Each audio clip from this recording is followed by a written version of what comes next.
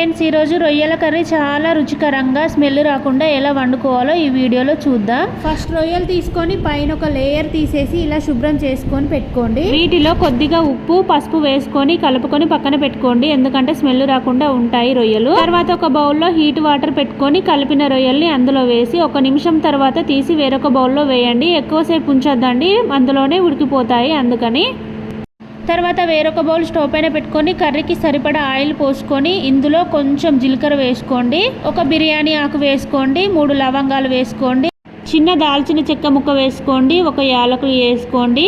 ఇప్పుడు ఇందులో ఒక పెద్ద సైజు ఉల్లిపాయ ముక్కలు వేసుకోండి. రొయ్యల కర్రీలో ఎప్పుడైనా ఉల్లిపాయలు ఎక్కువగానే ఉండాలి. ఒక 4 పచ్చిమిర్చి ఇలా పొడుగుగా కట్ చేసి వేసుకొని ఒకసారి కలుపుకొని ఇప్పుడు కొంచెం కరివేపాకు కూడా వేసుకోండి, కొంచెం సాల్ట్ వేసుకోండి, ఎందుకంటే ఉల్లిగడ్డ ముక్కలు తొందరగా మగ్గుతాయి.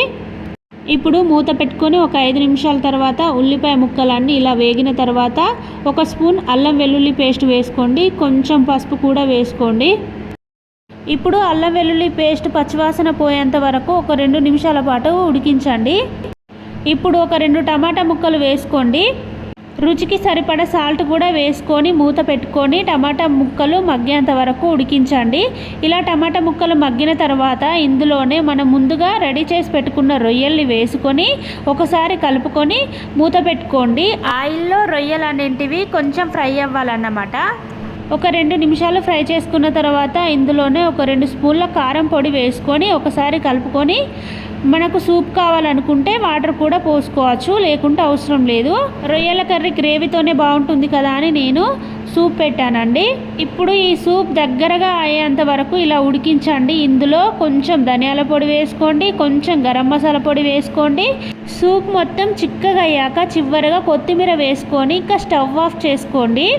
వేడివేడి అన్నంలో ఇలా రొయ్యల కర్రీ చేసుకొని తింటే చాలా టేస్ట్ ఉంటుందండి కర్రీ. మీరు తప్పకుండా ఇంట్లో ట్రై చేయండి.